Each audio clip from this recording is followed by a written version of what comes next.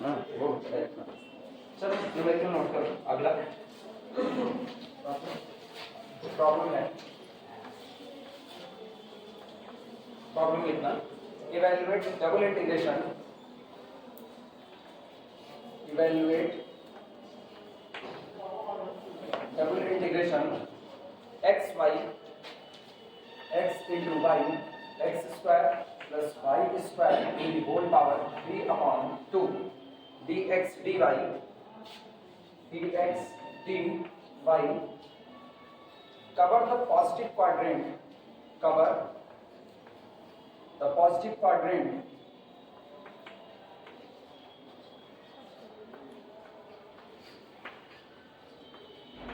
cover the positive quadrant of the circle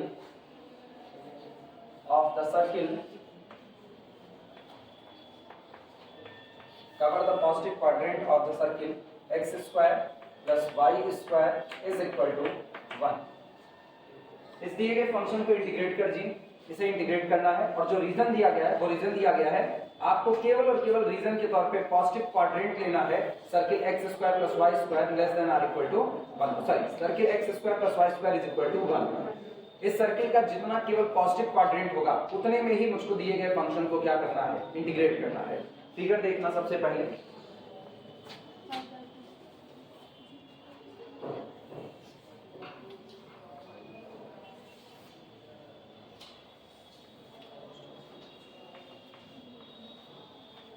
circle अपने पास मौजूद है x square plus y square is equal to 1, ये circle है। ठीक, हमको सिर्फ और सिर्फ हिस्सा लेना है कौन सा, पॉजिटिव क्वाड्रेंट तक का ही हिस्सा लेना है। पॉजिटिव क्वाड्रेंट का हिस्सा मतलब जो भी इंटीग्रेशन किया जाएगा वो केवल कहां किया जाएगा, इतने, बस रीजन ऑफ इंटीग्रेशन हमारे लिए बस इतना ही होगा। सबसे पहला काम करेंगे हम इसे पूरा चेंज करेंगे किसमें, पोलर में। तो x बराबर कितना लेंगे, r cos थीटा, y बराबर कितना, r sin। बाद में बात करते हैं कि r की और थीटा की लिमिट कितनी होती है, वो बात का हिस्सा है।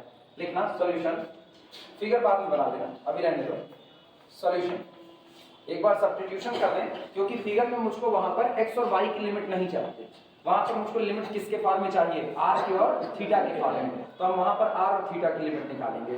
ठीक, लिखना इसमें double integration over the region capital R of function x y x square plus y square to the whole power 3/2 dx dy is equal to, ये आपका होगा, this is equal to double integration. अब आप limit की बात करते हैं, चलो शुरुआत करें। ये बताओ जितना इंटीग्रेशन होगा वो केवल और केवल इसी पॉजिटिव क्वाड्रेंट में होगा। तो यहां से मैं एक टुकड़ा इसका काट करके निकाल देता हूं। ठीक, केवल इतने ही। x बराबर कितना रखने वाले हैं, r cos थीटा, y बराबर कितना, r sin थीटा। जरा मेरे को बताओ थीटा कहां से कहां तक वेरी करेगा, 0 से लेकर के π/2। तो इसका मतलब है यहां जब रहेंगे तो थीटा इज इक्वल टू 0 होगा और यहां आएंगे तो थीटा इज इक्वल टू π/कितना हो जाएगा, 2 हो जाएगा। किसी को कोई दिक्कत, तो थीटा की लिमिट सबसे पहले रख लो, 0 से लेकर के कहां तक, π/2 रखो इंटीग्रेशन में। थीटा की लिमिट 0 से लेकर के कहां तक, π/2 तक, ये थीटा की लिमिट हो गई। ठीक, अब बारी किसकी, r की।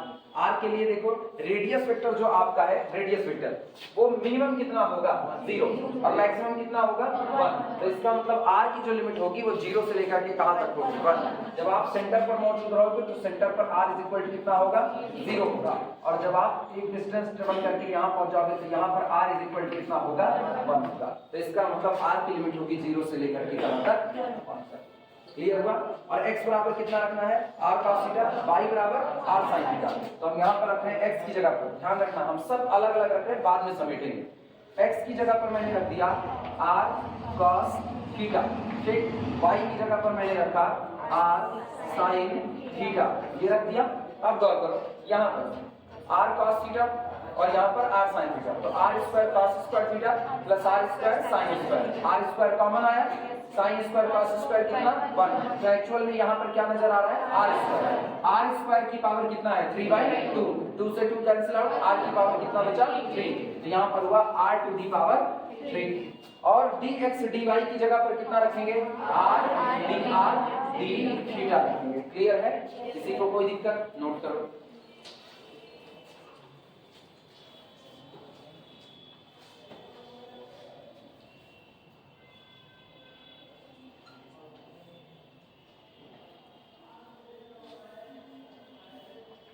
सबसे पहले आर के रिस्पेक्ट में इंटीग्रेशन करेंगे थीटा को कांस्टेंट लेते हुए, बाद में जो आएगा उसको थीटा के लिए इंटीग्रेट कर दिया जाएगा।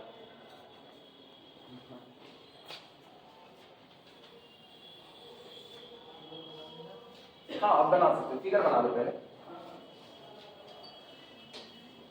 तुम पूरी सर्किल चाहे तो ना बनाना, केवल पहला क्वाड्रेंट बना लेना बस, वो तुम्हारे लिए ज्यादा आसान पड़ेगा। सिर्फ पहला क्वाड्रेंट, क्योंकि इंटीग्रेट हमको केवल उतने हिस्से में करना है।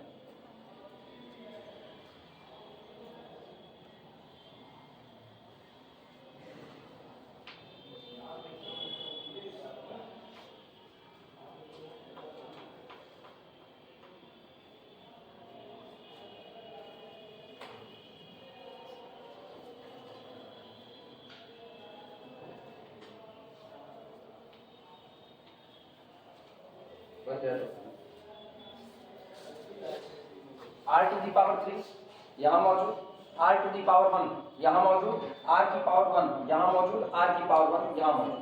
जोड़ो कुल कितनी बार मौजूद है? 3, 1 4, 1 5, 1 6, तो बन जाएगा r टू दी पावर 6। तो ये अपना हो गया, this is equal to integration theta vary कर रहा है 0 से लेकर के पाई बाई 2 तक, इंटीग्रेशन 0 से लेकर के कहां तक? 1 तक, r to the power 6 cos theta sin theta, यानी लिख सकते हैं sin थीटा cos थीटा, ठीक, इज इक्वल टू, अब इक्वल टू करें dr d थीटा। सबसे पहले किसके रिस्पेक्ट में इंटीग्रेशन कर लें? r के लिए। चलो इंटीग्रेट करें, this is equal to integration 0 से लेकर के पाई बाई 2, ये बाहर रहा, अंदर इंटीग्रेट करने जा रहे हैं, इंटीग्रेशन फ्रॉम 0 से लेकर के 1 r to the power 6 dr, और चूंकि थीटा कांस्टेंट है तो बाहर हम रोक लेते हैं पूरा sin थीटा cos थीटा और साथ में कितना d थीटा।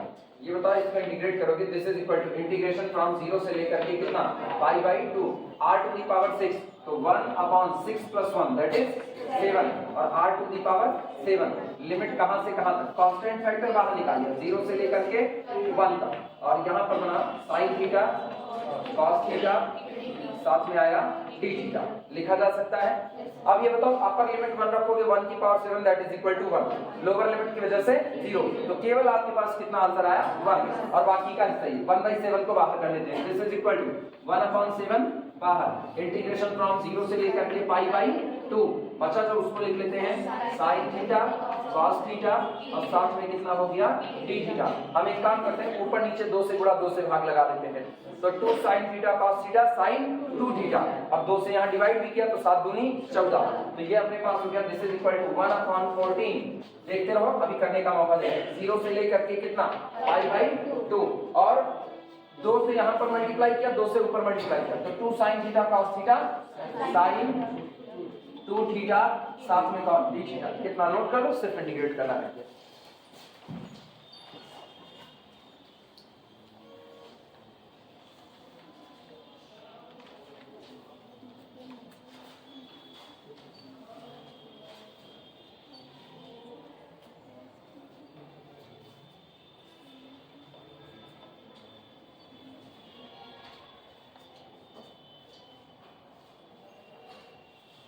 एक मिनट के बाद इसके बाद चलें ट्रिपल इंटीग्रल कराने।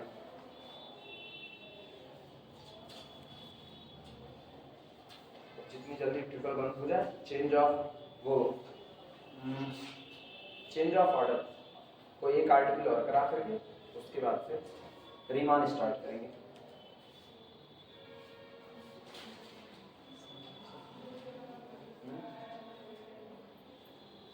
ये तो मिटा ही सकते हैं।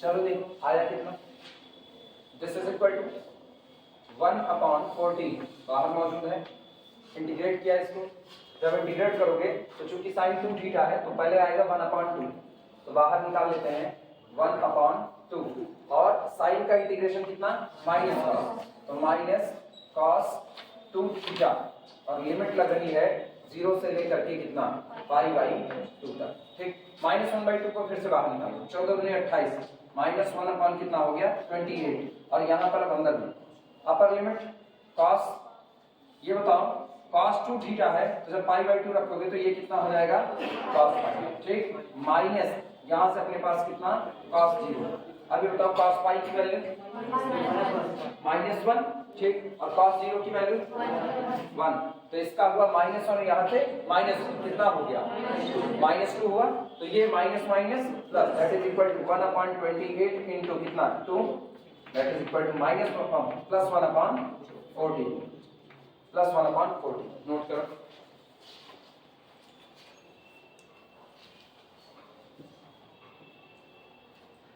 एक टूल के तौर पर हम इस्तेमाल कर रहे हैं कि अगर कार्टेशियन में मुझको जरा सी भी तकलीफ है सॉल्व करने में तो हम उसको कन्वर्ट कर दे रहे हैं किसमें, पोलर फॉर्म में, और सिंपल सा conversion x is equal to r cos theta y is equal to r sin theta, और वो कंप्लीट हो करके सॉल्व करके अपने को आंसर देता है 1/40।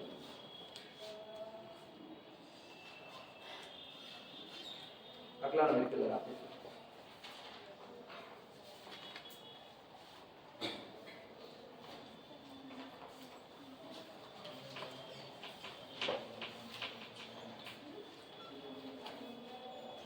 हो जाए सब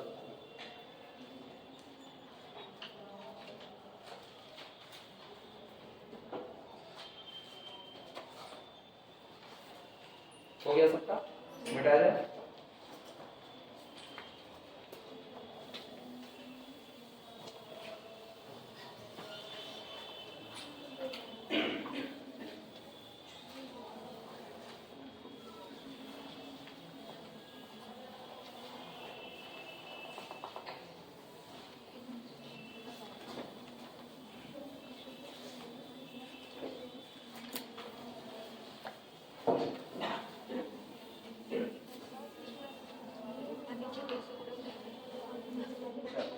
अगला नंबर देखना, evaluate double integration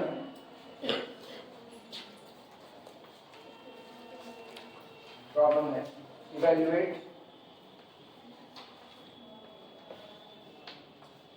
double integration under root 1 minus x square minus y square upon root के अंदर में 1 plus x square plus y square dx dy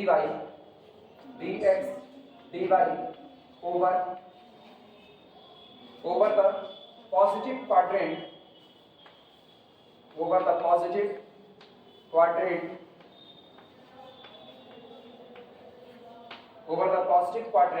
of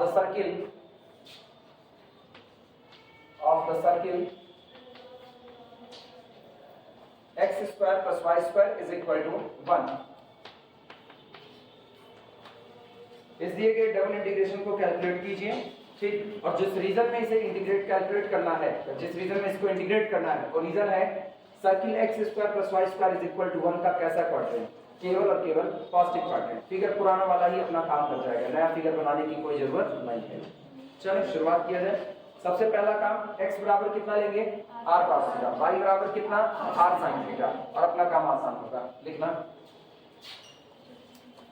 double integration solution, double integration जिस रीजन पे integrate करना है वो reason बता रहे हैं, ध्यान से सुनना। रीजन क्या है, रीजन है x square plus y square less than are equal to 1। लेकिन सिर्फ इतने भर से काम नहीं चलेगा, क्यों? क्योंकि ये तो कंप्लीट सर्किल का रीजन है और मुझको केवल कितने पर चाहिए, पॉजिटिव क्वाड्रेंट पर चाहिए। तो पॉजिटिव क्वाड्रेंट पर मुझको पता है पॉजिटिव क्वाड्रेंट ही एक ऐसी जगह जहां पर x और y दोनों कैसे होते हैं, पॉजिटिव। तो यहां लिख सकते हैं x greater than are equal to 0, y greater than are equal to 0 लिखा जा सकता है। अब जब ये तीनों बातें लिखी है ना, तो तीनों बातें लिखने का मतलब इससे पता चल रहा है कि आप काम किस पर कर रहे हो, सर्किल पर, और इन दोनों से पता चल रहा है कि आप सर्किल में भी किस हिस्से में मौजूद हो, केवल और केवल पॉजिटिव क्वाड्रेंट में मौजूद हो। क्लियर है ये बातें? Double integration over the region this under root 1 minus x square minus y square upon 1 plus x square plus y square, साथ में मौजूद है dx dy is equal to, limit पता है, पॉजिटिव क्वाड्रेंट में थीटा कहां से कहां तक, 0 से पाई बाई 2, और r कहां से कहां तक, 0 से लेकर के 1 तक। ये हो गया इंटीग्रेशन 0 से लेकर के पाई बाई 2, इंटीग्रेशन 0 से लेकर के कहां तक, 1 तक। और इनका हाल सुना, अंडर रूट, ये बताओ माइनस को कॉमन करें, अगर माइनस को कॉमन करें तो यहाँ पर क्या बना 1 minus x square plus y square, और मुझको पता है x square plus y square कितना रख देंगे आर स्क्वायर, तो ये बन गया 1 माइनस कितना आर स्क्वायर अपॉन 1 प्लस कितना आर स्क्वायर, ठीक। और dx dy की जगह पर कितना आर dr और साथ में कितना d थीटा, ये कोऑर्डिनेट पर बता देना। x इज इक्वल टू कितना लिया गया है r cos थीटा और y इज इक्वल टू कितना लिए हैं r sin थीटा, नोट करो।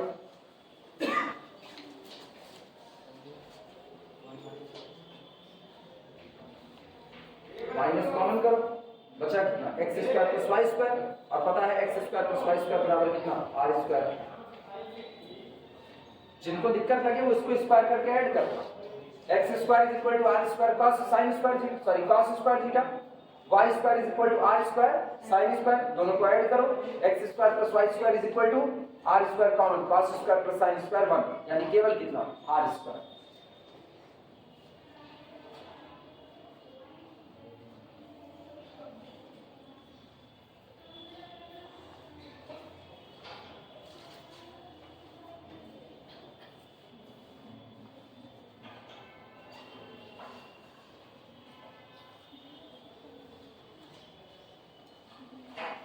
हो जाए पता नहीं। अब एक काम करते हैं, इनको आसान करने के लिए रूट के अंदर में जो क्वांटिटी लिखी है उसको चलो रेशनलाइज करते हैं, यानी हम इसको लिख सकते हैं this is equal to integration from 0 से कहां तक pi by 2 integration from 0 to 1, यहां तक तो बात ठीक है। अंडर रूट के अंदर का हाल सुनना, under root 1 minus r square upon 1 plus कितना हो गया आर स्क्वायर, रेशनलाइज कर रहे हैं। नीचे वाला कौन है 1 प्लस आर स्क्वायर, ऊपर मल्टीप्लाई कर रहे हैं 1 माइनस आर स्क्वायर डिवाइड कर रहे हैं 1 माइनस कितने से आर स्क्वायर से, और बाहर मौजूद है हमारे पास आर डी थीटा लिखा जा सकता है। सोच करके बताना क्या 1 माइनस आर स्क्वायर दो बार आ रहा है, तो रूट से पूरी तरह से बाहर आ जाएगा, ये बनेगा देखते रहो लिखना बाद में। इंटीग्रेशन फ्रॉम 0 से लेकर के कितना पाई बाई 2 इंटीग्रेशन फ्रॉम 0 से लेकर के कहां तक 1, और अब ऊपर से under root 1 minus r square यानी केवल बचा 1 माइनस कितना आर स्क्वायर, हाँ या ना। और नीचे बताओ एक पैकेट में a प्लस बी, दूसरे में a माइनस बी का प्लस बी मत बोल दिया करो, a स्क्वायर माइनस b स्क्वायर, तो 1 स्क्वायर माइनस आर स्क्वायर का स्क्वायर यानी upon under root 1 minus r to the power कितना 4, और बाकी जो बचा वो लिख दे रहे आर डी थीटा। अब इतना पहले नोट करो तब आगे बताएं, इसे नाम दे रहे इक्वेशन नंबर 1, नोट करो।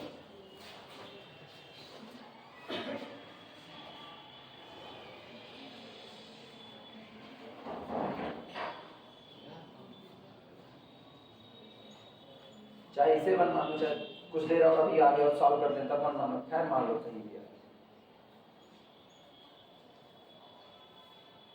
इसको वन मान लो, बाकी काम देखिए।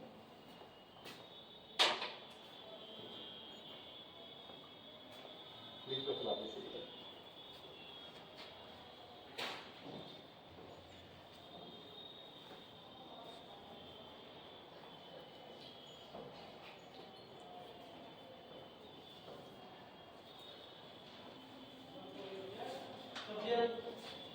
अटेंडेंस वाला काम वो आगे बढ़ा।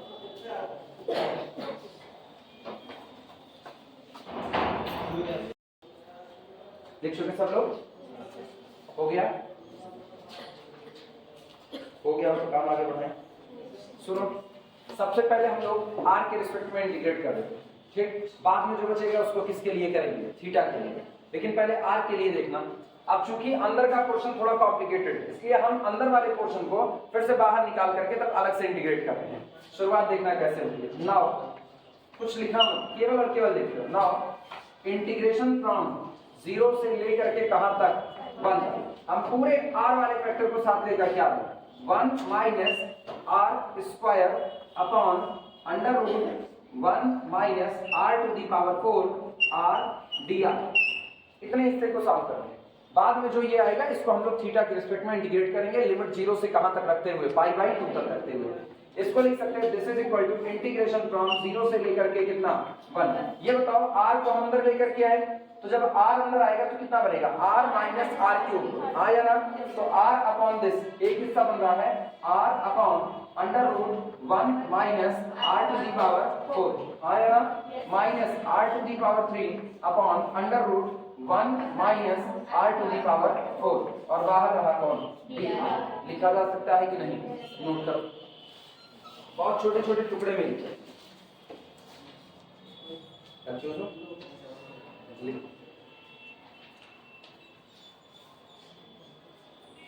मेरे पास दो इंटीग्रल टूटे जिनको हमें इंटीग्रेट करना है। पहला फैक्टर ये टूट रहा है यानी दिस इज इक्वल टू, लिख दे रहे हैं इंटीग्रेशन फ्रॉम 0 से लेकर के कितना 1 r upon under root 1 minus r की पावर 4 dr, पहला हिस्सा ये आ रहा है, और दूसरा है माइनस इंटीग्रेशन फ्रॉम 0 से लेकर के 1 r to the power 3 upon under root 1 minus r to the power 4, साथ में कौन dr। ये दोनों इंटीग्रल, पहले वाले को हम I1 मान लेंगे, दूसरे वाले को I2, दोनों को अलग अलग सॉल्व करके घटा दिया जाएगा, जो आएगा वो आपका इंटीग्रेशन ऑफ दिस है, और बाद में उस आए हुए रिजल्ट को हम थीटा के लिए इंटीग्रेट करेंगे। तो पहले इस तरीके से चलें।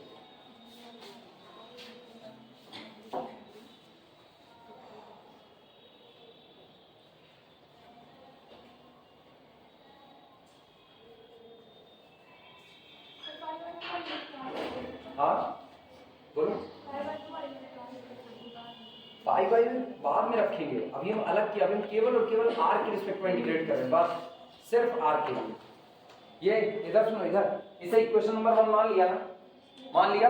अब हमको इंटीग्रेट करना है पहले किसके रिस्पेक्ट में, r के, फिर किसके लिए करना है, थीटा के। तो पहले हम r के लिए इंटीग्रेट करने जा रहे हैं, अलग से करके दिखा रहे हैं, उसमें करेंगे ना खिचड़ी हो जाएगी ये इतना रखते रखते, इसीलिए अलग से पहले निकाल रहे हैं। Now integration 0 to 1 of this point, पहले इसको इंटीग्रेट कर लेंगे, जो आएगा उसे उठा करके इक्वेशन नंबर 1 में रख देंगे। क्लियर हुआ, नोट करो तो आगे बढ़े।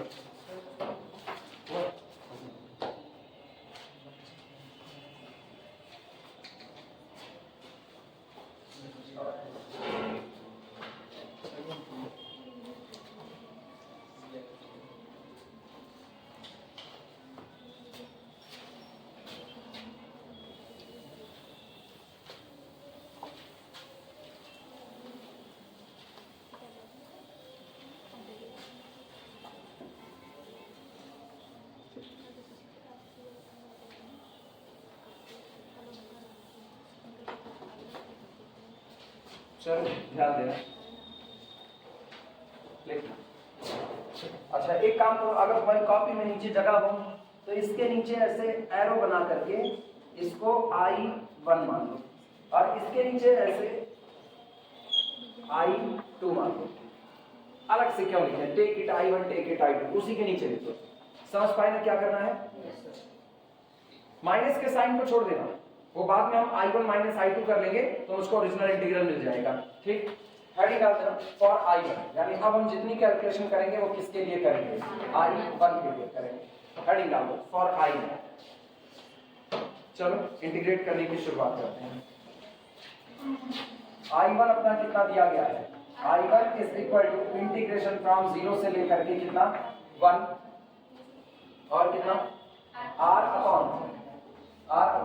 अंडर रूट 1 माइनस, अच्छा ये बताओ r टू दी पावर 4 दिया गया है, r टू दी पावर, अपने लोग इसको ऐसा नहीं लिख सकते जैसे ये दिया गया है r स्क्वायर का होल स्क्वायर, हाँ या ना, और साथ में कौन मौजूद है, दिया। अब हम एक काम करें, हम लोग जहां जहां r स्क्वायर है उसकी जगह पर t मान लें, take r square is equal to t, लिखना let r square is equal to t, let r square is equal to t, so this implies that 2r dr is equal to dt, लिखा जा सकता है। इसका मतलब this implies that r dr is equal to 1/2 कितना dt, लिख सकते हैं। अगर r स्क्वायर बराबर t है तो 2r dr dt हुआ, और r dr is equal to 1/2 dt। Clear हुआ। लिमिट का चक्कर देखो, लिमिट का क्या हाल होगा, r बराबर 0 पर t बराबर 0, r बराबर 1 पर t बराबर 1, लिमिट में कोई बदलाव नहीं होगा। तो therefore इसलिए इंटीग्रेशन I1 जो आपका इंटीग्रल है I1 is equal to integration from 0 से लेकर के 1 r d r upon under root 1 minus r square का होल स्क्वायर, ये आपका कन्वर्ट हो जाएगा इंटीग्रेशन फ्रॉम 0 से लेकर के कितना 1, 0 से 1। अच्छा ये बताओ आर डी आर की जगह कितना रखना है 1/2 डी टी, तो 1/2 को बाहर किया, यहाँ कितना आया d t upon under root 1 minus कितना टी स्क्वायर, लिखा जा सकता है कि नहीं, नोट करो। और under root 1 minus t square का इंटीग्रेशन साइन इनवर्स टी, तो ये अपने पास हो गया this is equal to 1/2 sine inverse t, और लिमिट कहां से कहां तक चढ़ेगी 0 से लेकर के 1 तक, this is equal to 1/2 limit रखो, तो ये हुआ sine inverse 1 minus sine inverse 0 आया ना।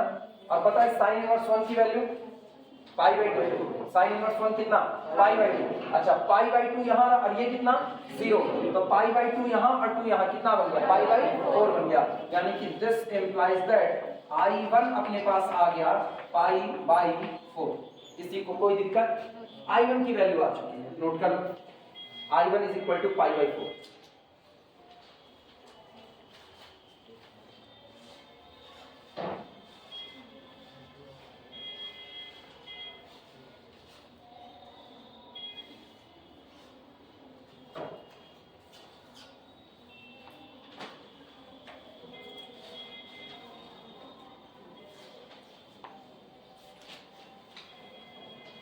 हो जाए तो बताना, इधर का नहीं मिटाएंगे, जो मिटाएंगे उधर ही मिटाएंगे, क्योंकि I1 मुझको मिल चुका है π/4, अब उधर ही हम I2 निकालेंगे।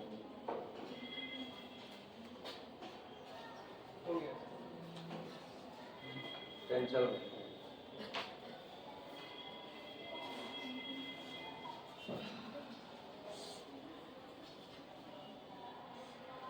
हो गया सबका, लिखो लिखो फटाफट लिखो, उधर का ही मिटाएंगे इसलिए रुके।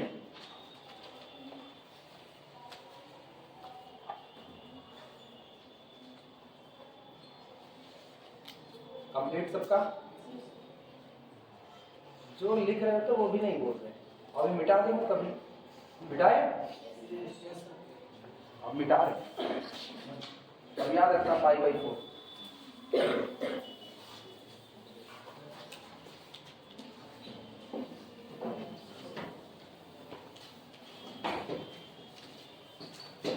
चलो I2 के लिए सॉल्व करना,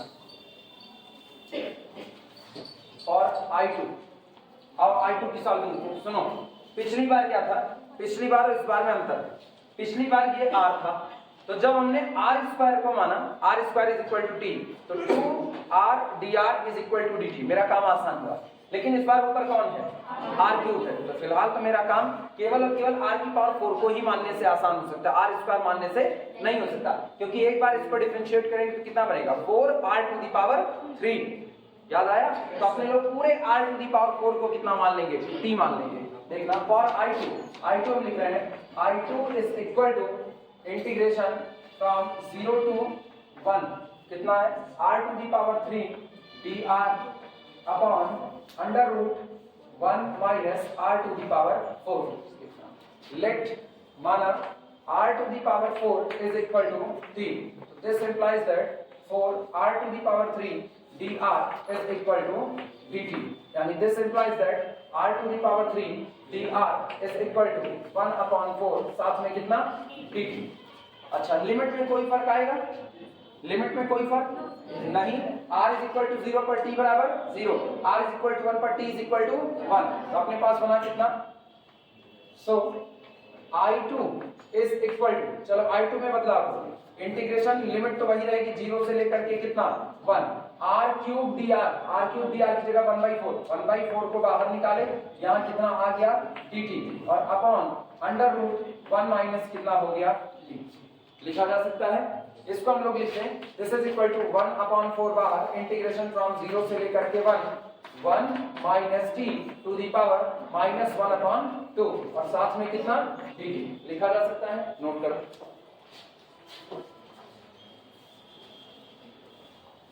जिनके हाथ इंटीग्रेशन में तंग चल रहे हैं इंटीग्रेशन सीख लो, अभी भी बहुत मौका है, क्योंकि सबसे ज्यादा कोई फंसाएगा तो केवल इंटीग्रेशन ही फंसाएगा, बाकी तो सब आसान है। वर्किंग रूल x बराबर r cos थीटा y बराबर r sin थीटा सॉल्व करने की शुरुआत करो सब्स्टिट्यूशन में। मेन दिक्कत इंटीग्रेशन की, केवल इंटीग्रेशन।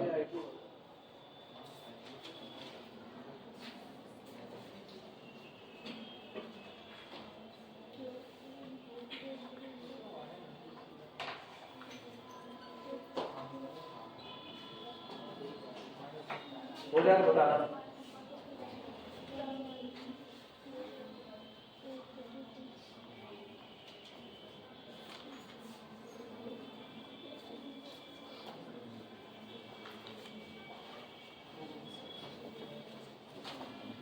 जिनको सीधे इंटीग्रेशन आता है वो सीधे इंटीग्रेट कर रहे हैं।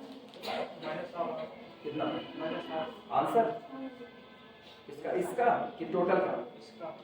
इसका पता नहीं, हम नहीं जानते, करना पड़ेगा ना बिना किए थोड़ी। टोटल का नहीं, इसका कितना?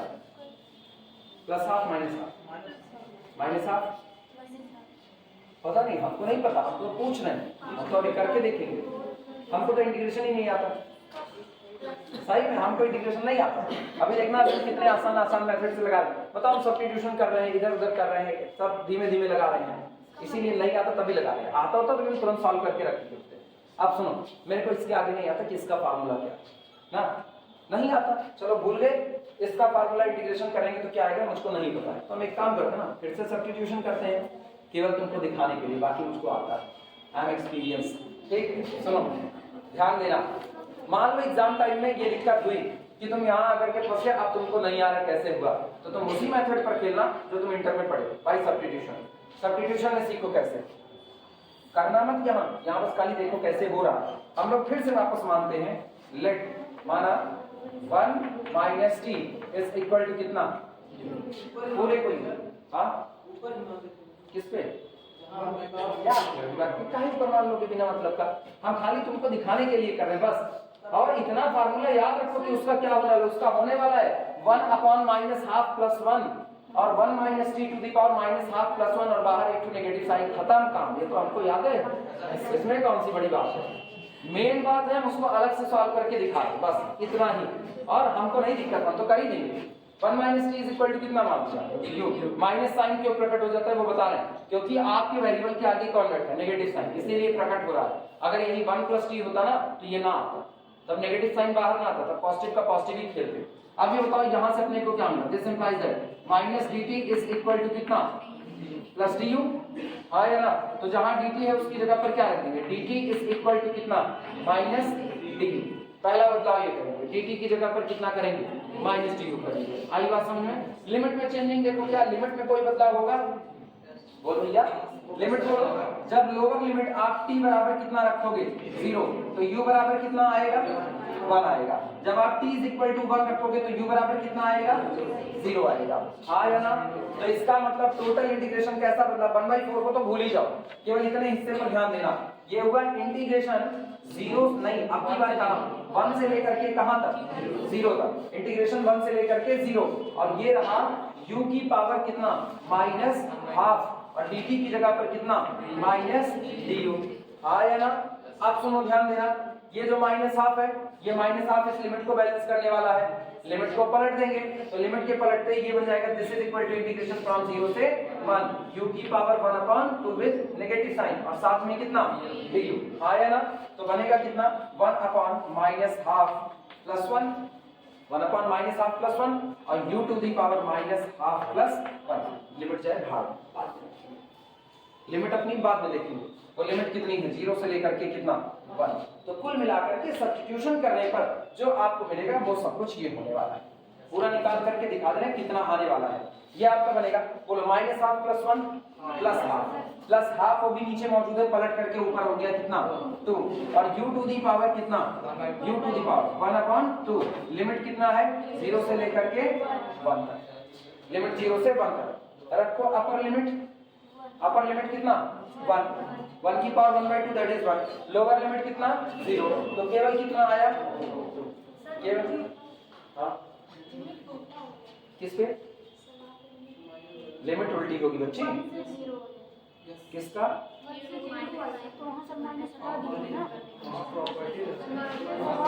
ठीक है, 1 से 0 है, ये माइनस साइन भी तो बैठा है, तो उस माइनस साइन ने वापस लिमिट को 0 से क्या कर दिया, तो 0 से 1 ही रहा।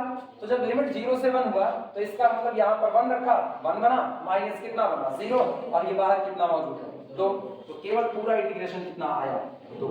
लिमिट लिमिट रखने के बाद आंसर कितना बनेगा 2। क्लियर हुआ? हाँ, I2 कितना बना, I2 कितना बना 1/2, पक्का मेरा तो 2 बन रहा है।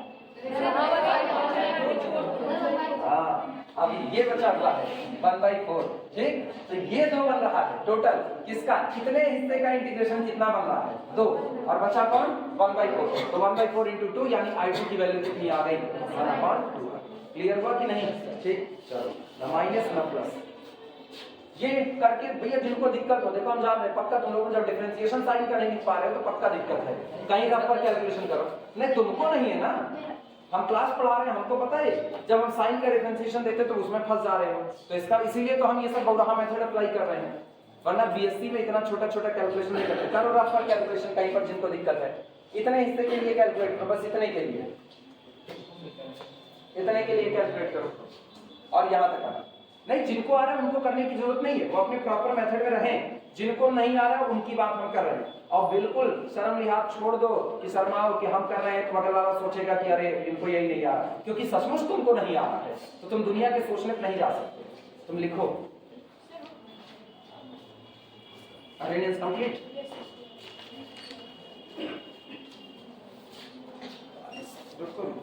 कौन कौन आज गायब हुआ ये बताओ, ध्यान देना। चलो चलो अटेंडेंस के बाद अभी बात सुनो, ये सब कुछ पता चल गया ना कि इसका इंटीग्रेट करेंगे तो इसका इंटीग्रेशन 2 आएगा, इसका इंटीग्रेशन कितना आएगा 2, और ये 1/4 तो बनेगा कितना 1/2। तो क्या अब अगर ये सब लिख चुके हो तो हम सीधे I2 = 1/2 लिख दें, चलेगा? दोबारा उतनी मेहनत क्यों करें?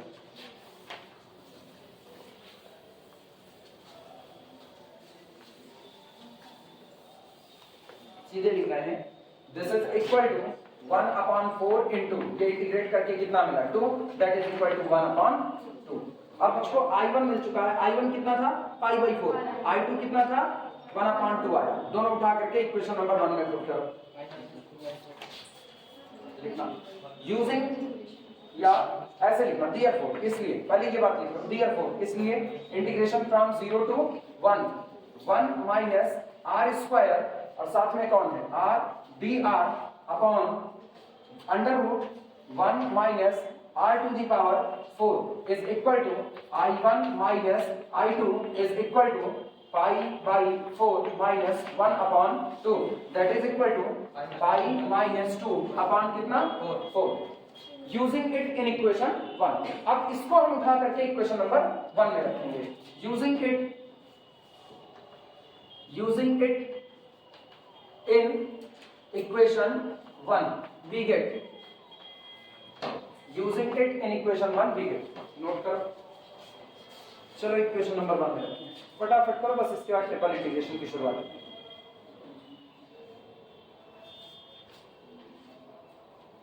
ऊपर को तो ये मिटा ही सकते हैं।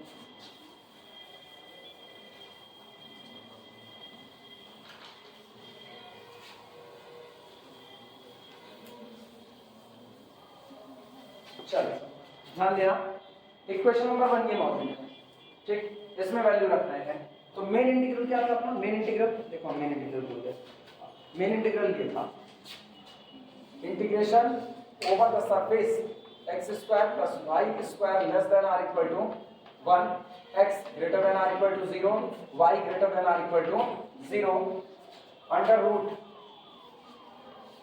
√1 minus x² minus y² upon 1 plus x² plus y² dx dy, ये बदल करके हो जाएगा दिस इज इक्वल टू, चलो रखो वैल्यू। सुनो, इस इंटीग्रेशन की वैल्यू ये इतनी आई थी, हाँ या ना, और जब इसकी वैल्यू ये इतनी आई थी तो उसमें इतने हिस्से का इंटीग्रेट करके हम लोग निकाल चुके हैं, कितना आया है π/2 माइनस 4, तो वैल्यू रख रहे हैं, ये हो जाएगा इंटीग्रेशन फ्रॉम 0 से लेकर के कितना π/2 और ब्रैकेट के अंदर में पाई माइनस 2/4 और साथ में कितना डी थीटा।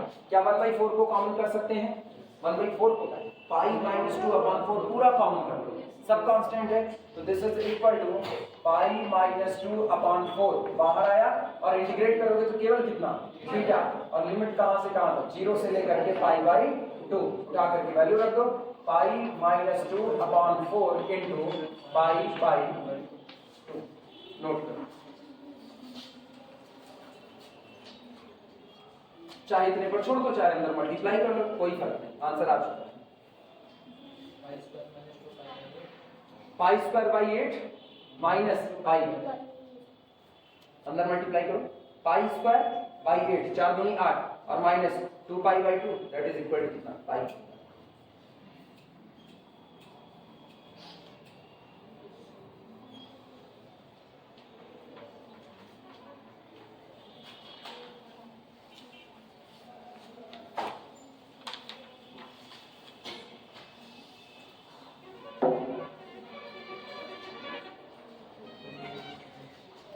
हो जाए तो बताना, शुरुआत करें।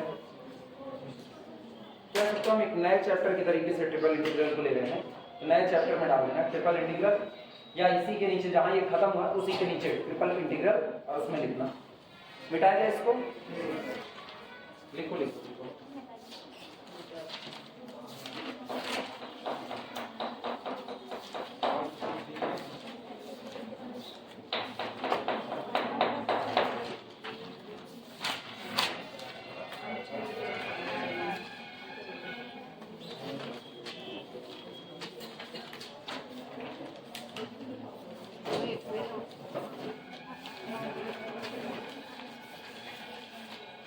हो गया सबका?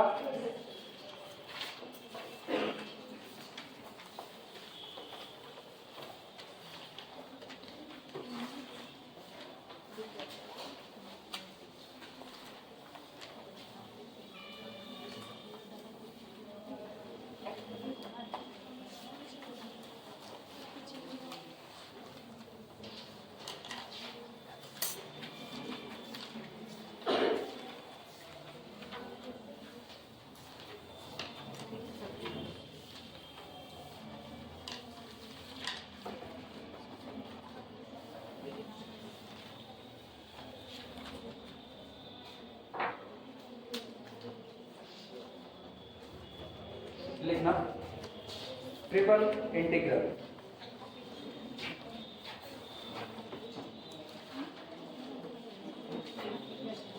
ट्रिपल इंटीग्रल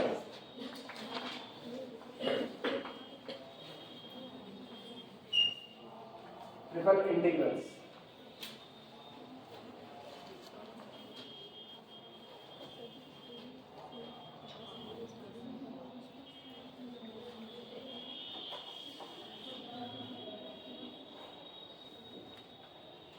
पढ़ गई हेडिंग, इसमें लिखना अ ट्रिपल इंटीग्रल लिखो फिर समझाते हैं अभी। अ triple integral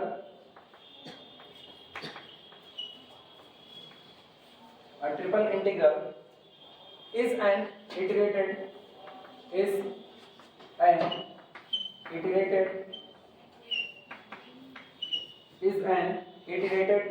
integral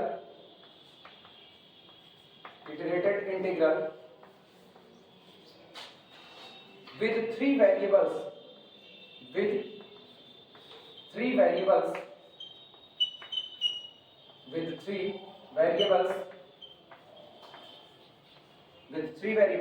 over a three-dimensional region.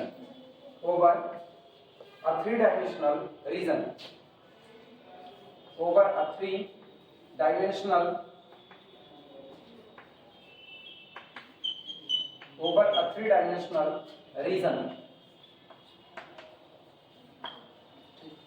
कहा जा रहा है जो आपका ट्रिपल इंटीग्रल होता है वो एक इटरेटेड इंटीग्रल होता है। इटरेटेड मतलब एक के बाद एक किसी के लिए इंटीग्रेट करना, वो उसका इटरेशन प्रोसेस कहलाता है। जैसे x का, y का, z का 3 वेरिएबल आपके पास हो गया।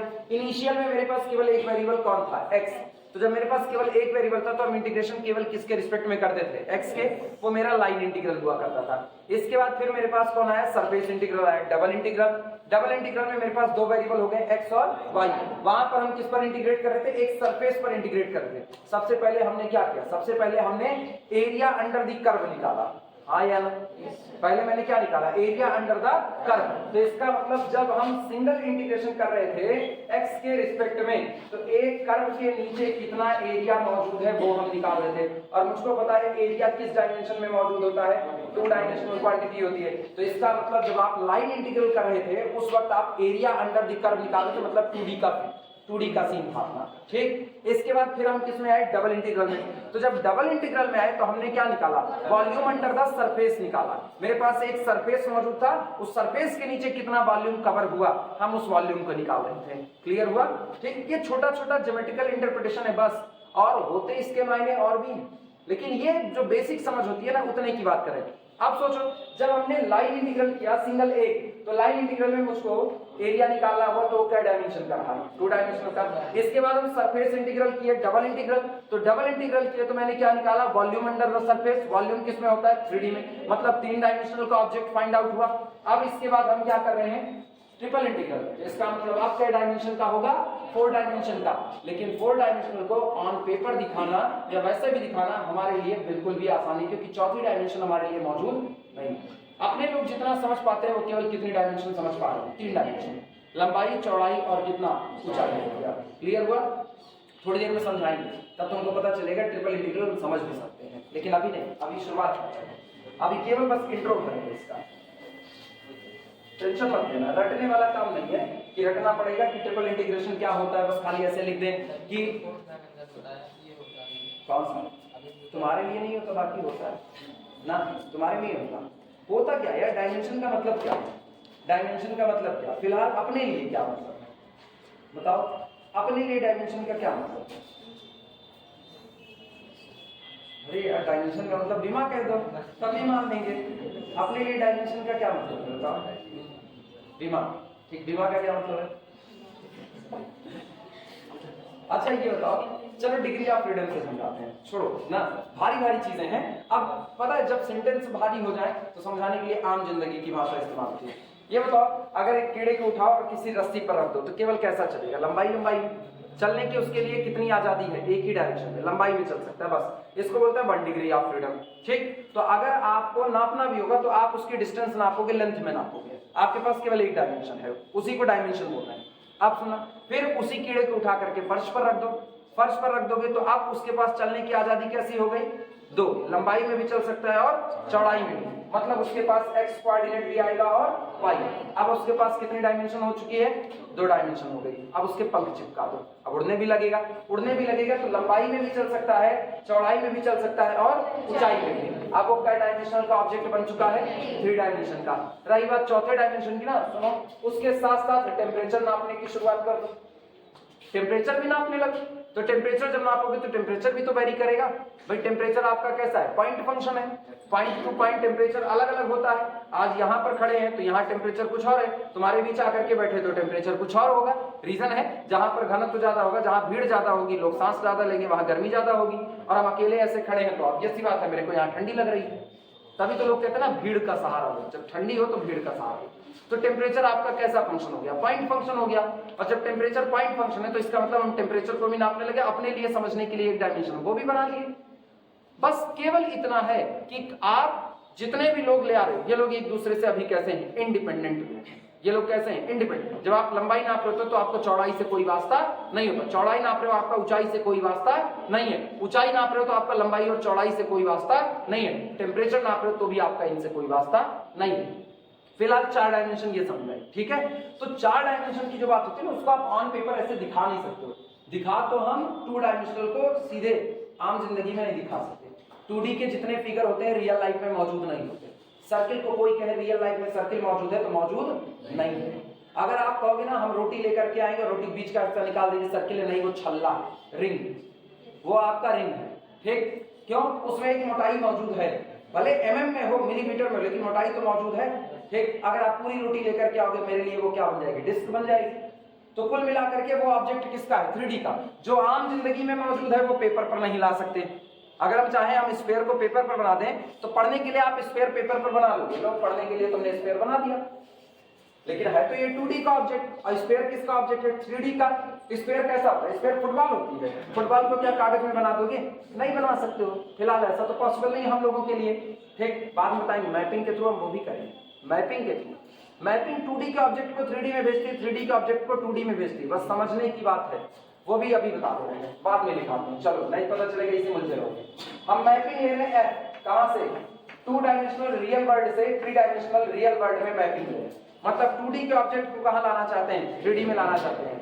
मूवी बनती है, रील्स पर मूवी बनती है, वो मूवी कैसी हो गई? 2D की हो गई। लेकिन आपको स्पेशल टाइप के चश्मे दे दिए जाते हैं। जब चश्मा पहन लेते हो तो पता चलता है गोली आपके बगल से निकल करके जा रही है ना, हीरो उछल करके लात मारा ऐसा लगेगा आपको ही लग रहा है। तो मैपिंग किसकी है? 2D की। और आप उसको देख किस पर 3D में देख रहे हो। वो गेम आता है आजकल, तो गेम देखो, चश्मा लगा लिए ढोका भर का बड़ा बड़ा, और उसके बाद फिर खड़े हो गए। अब सामने एक तो छिपकली भी दिखाई दी तो उनको लगेगा डायनासोर है, वो चिल्लाना हाँ हाँ चिल्लाना। बाहर वाला देखे तो बाहर वाला के पागल है, बाहर वाला यही कहेगा। जब पहली बार ईयरफोन आया ना तो ईयरफोन गाँव में कोई बहुत ज्यादा जानता नहीं था ना।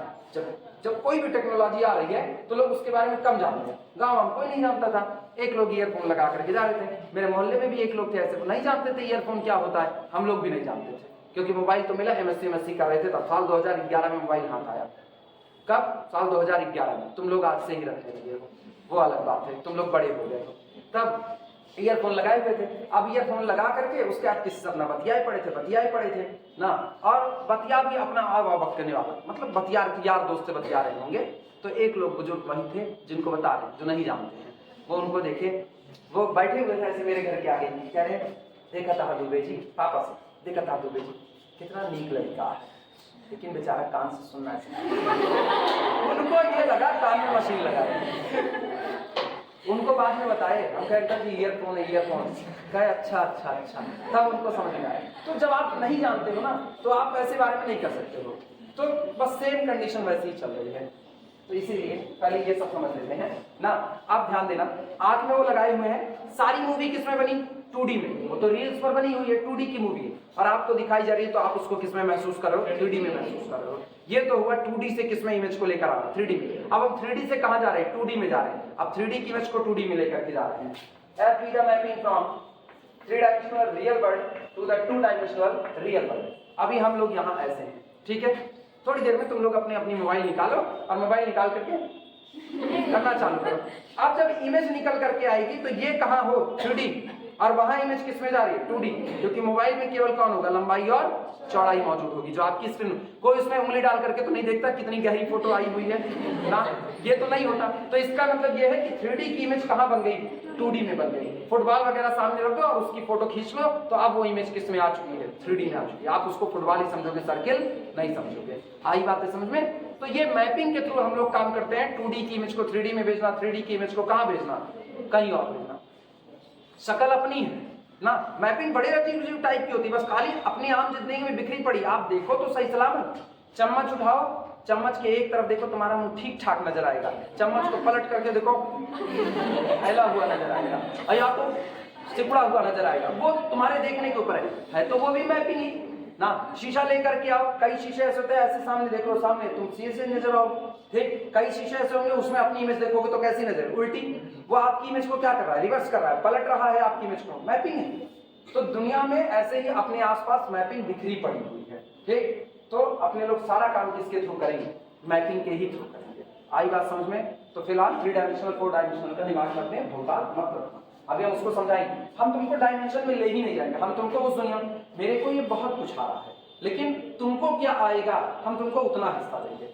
भले तुमको ये लगे समझा नहीं पाएंगे इसीलिए भाग रहे, हाँ तुमको लगे, लेकिन हमको पता है ना मैक्सिमम भीड़ जिसको समझे थोड़ी वो समझाई जाती है।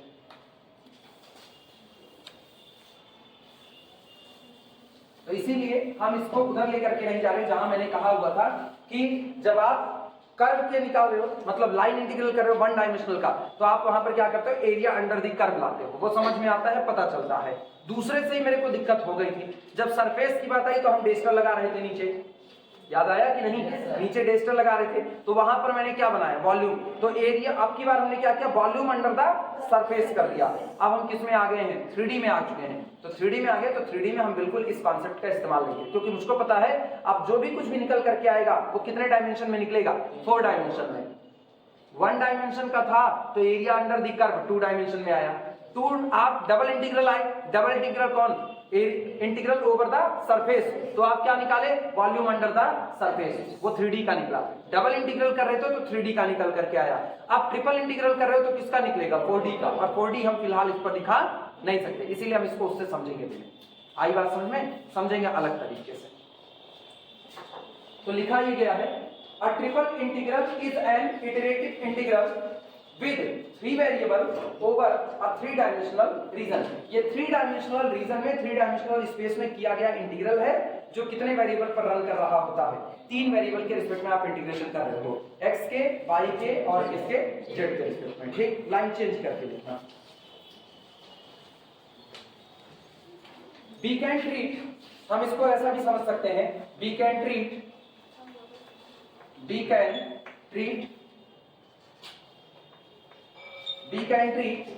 triple integral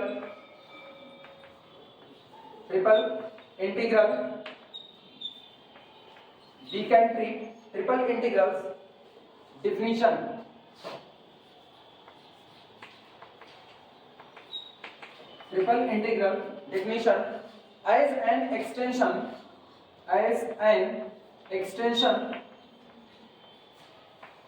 as an extension of that of the double integral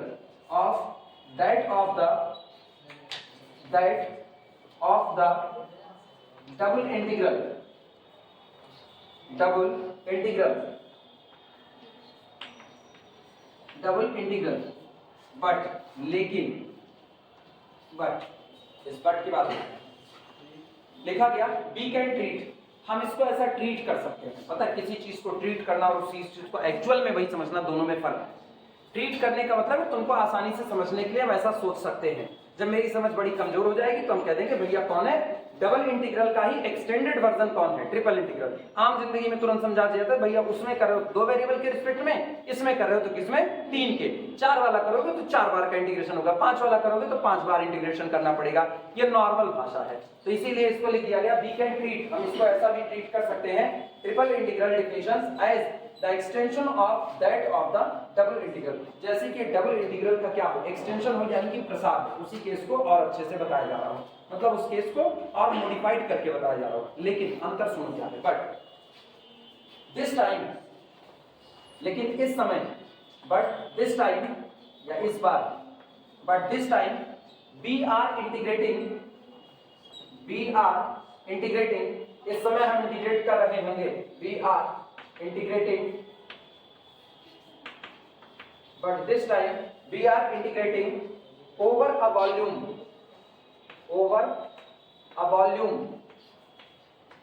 this time we are integrating over a volume, ठीक, instead of an area,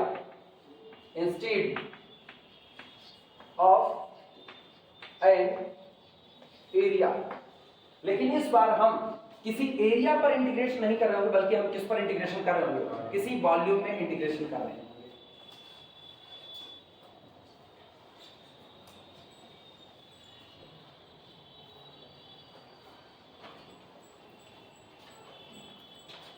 example के तौर पर समझो, जैसे मान लो मुझको इंटीग्रेशन का जो बहुत सीधा सीधा फंडा होता है, उसका मतलब होता है जोड़ना, कि आप कर क्या हो, आपको एक बहुत बड़ी क्वांटिटी के बारे में कुछ पता करना है, तो आप उसके एक छोटे हिस्से की बात कर रहे हो, छोटे हिस्से के बारे में आप इंफॉर्मेशन निकाल रहे हो। अब छोटे हिस्से की इंफॉर्मेशन को आप इस पूरे रीजन को छोटे छोटे टुकड़े में तोड़े, तो एक टुकड़े को आप निकाल लो, और सबको आपने सेम में तोड़ा है, तो जितने टुकड़े में तोड़ा है उतना मल्टीप्लाइड बाई ये वाली क्वांटिटी, या इतने को ही उतनी बार ऐड कर दो। जैसे एग्जाम्पल के तौर पर मान लो कि इस पूरे कमरे को छोटे छोटे रेक्टेंगल में या क्यूब में बांटा गया, ठीक। अब जब हम इसको छोटे छोटे डिब्बे में बांट रहे हैं, तो ये डेस्टर, ये भी एक डिब्बे का काम कर सकता है कि नहीं कर सकता है।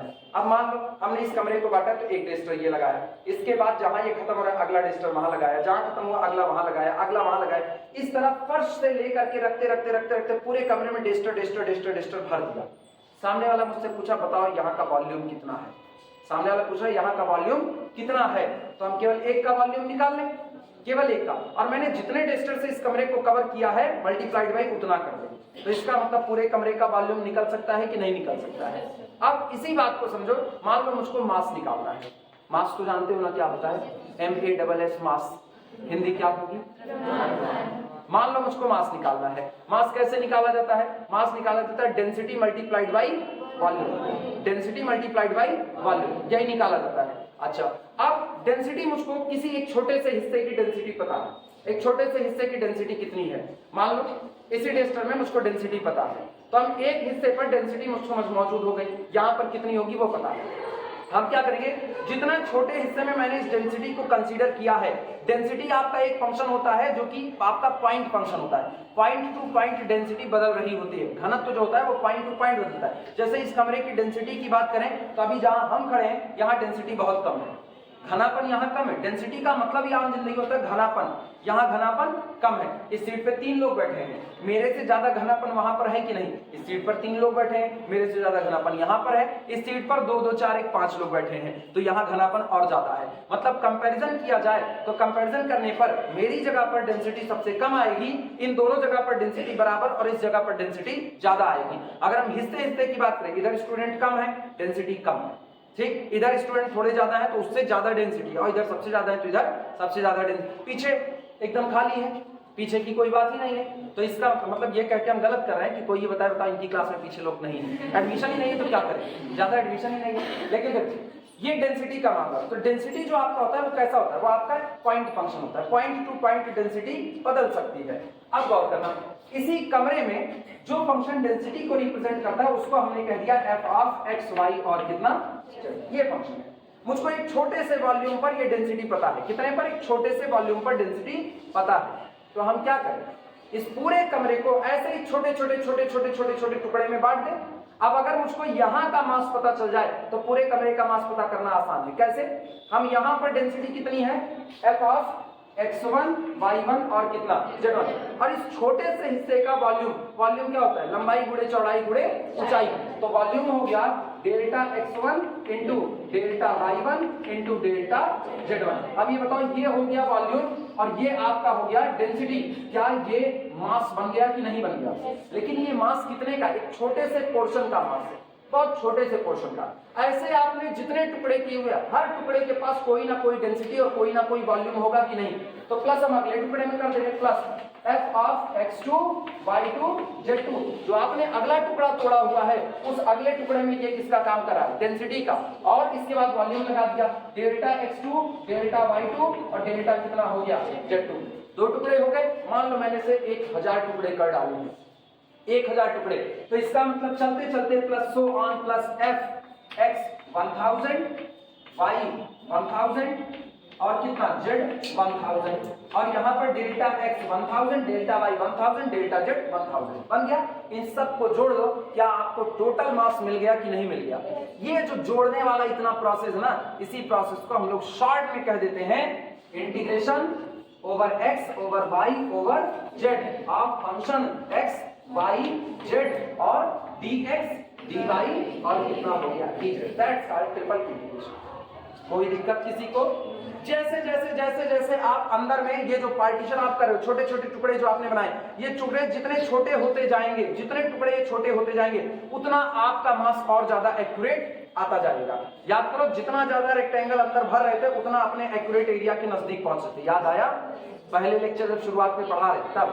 उसी तरीके से आप जितना ज्यादा पार्टीशन करो, तो ये ना लिमिट का काम करता है। Limit delta x approaches to 0, limit delta y approaches to 0, limit delta z approaches to 0। आप सम दिस, इस पूरे सम की आप क्या निकाल लेते हो, लिमिट। भाई लिमिट आपका सिंपल में क्या कहलाता है, integration over the region, sorry integration over a volume कहलाता है। आई बात समझ में। ये आपका होता है ट्रिपल इंटीग्रेशन। लिखाएंगे, अभी पूरा लिखाएंगे, टेंशन ना लो। हाँ, जितनी बातें कह रहे हैं वो हम लिखाएंगे। 2 सटे तो हो रहे हैं, चाहे पैकिंग करने लगते हो तुम लोग, झूठे पैकिंग करते हो, जानते इतनी जल्दी फुर्सत नहीं मिलेगी तब भी पैकिंग करते हो।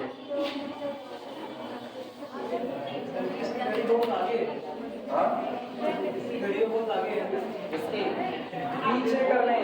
हाँ, 3 2 हो रहा है। देखिए हम 3 2 ही थे, मेरे में फिलहाल नहीं हो रहा, हम अभी अपना पीछे कर लेंगे तो और कम हो जाएगा।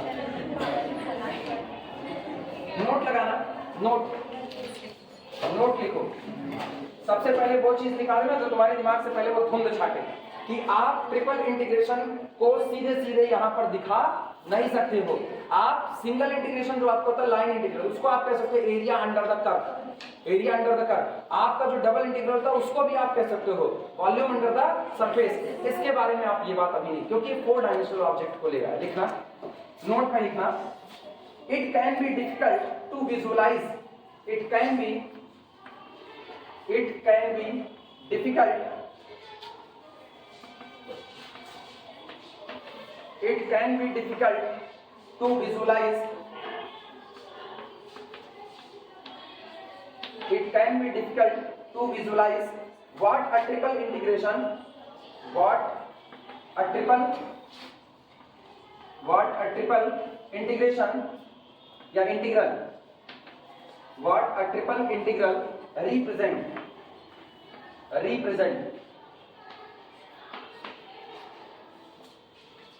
ये विजुलाइज करना मुश्किल है कि एक ट्रिपल इंटीग्रेशन क्या रिप्रेजेंट करता है, ये मुश्किल है। हम सबको एक पर्टिकुलर केस बताया जिसमें हम मास को कैलकुलेट किए, तो जरूरी है कि हर बार आपका ट्रिपल इंटीग्रेशन मास ही निकाले। पिछली बार मैंने डेंसिटी फंक्शन लिया था, तो जब मैंने डेंसिटी फंक्शन लिया तो वो मास को बता दिया। हम फंक्शन बदल दें, मोमेंट ऑफ इनर्शिया भी तो हम निकाल सकते हैं।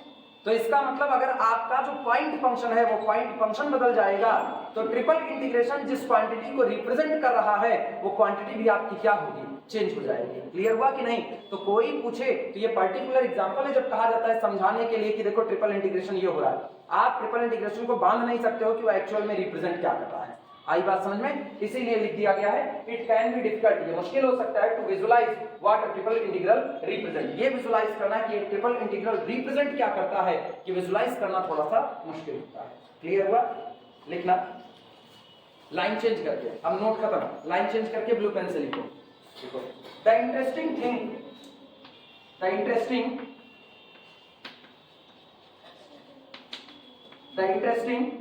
Thing about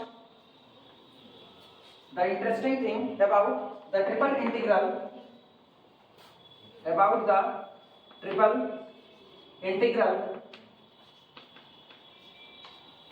the interesting thing about the triple integral is that it can be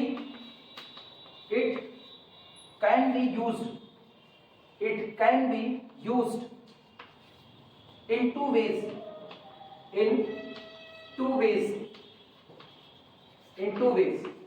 जो इसके बारे में एक इंटरेस्टिंग बात है, वो इंटरेस्टिंग बात ये है कि आप किसी ट्रिपल इंटीग्रल को कितने तरीके से इस्तेमाल कर सकते हो। 2 तरीके से। पहला लिखना स्टार बना करके लिखना। जो आपका सिंगल इंटीग्रल होता है उसको आप एक तरीके से यूज कर सकते हो, डबल इंटीग्रल को एक तरीके से, ट्रिपल इंटीग्रल को 2 तरीके से यूज कर सकते हो।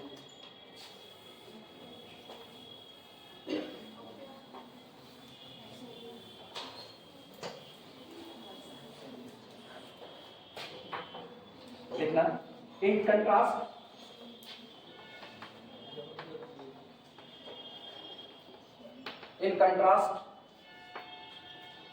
single integrals only find single integral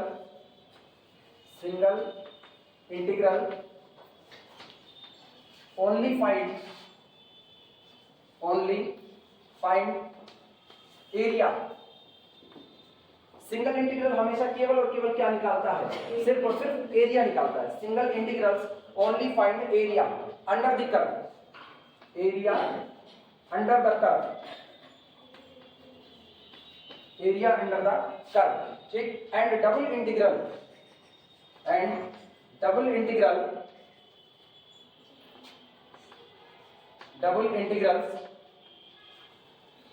only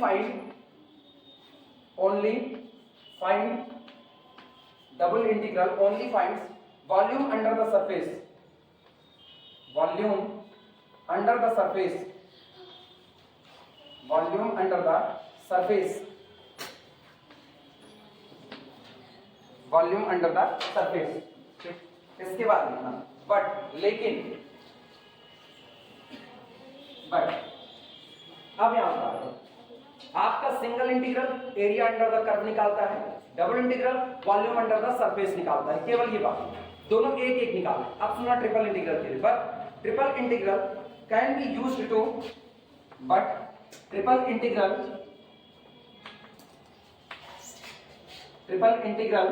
can be used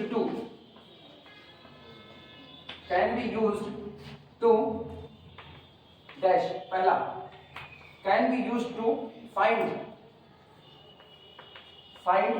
volume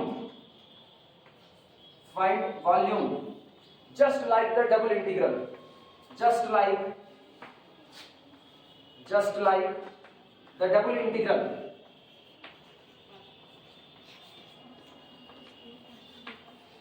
just like the double integral। जो आपका ट्रिपल इंटीग्रल होता है ये डबल इंटीग्रल की तरह वॉल्यूम भी निकाल सकता है और मास वगैरह भी निकाल सकता है। आगे लिखना सेकंड फाइंड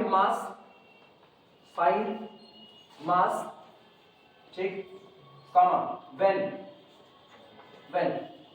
ये हो जाए तो हम बोल दें क्योंकि अब मिटाना कुछ नहीं चाहते। Find mass when the volume of the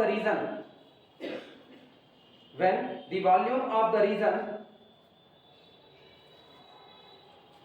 mass के बाद लिखना when the volume of the region has variable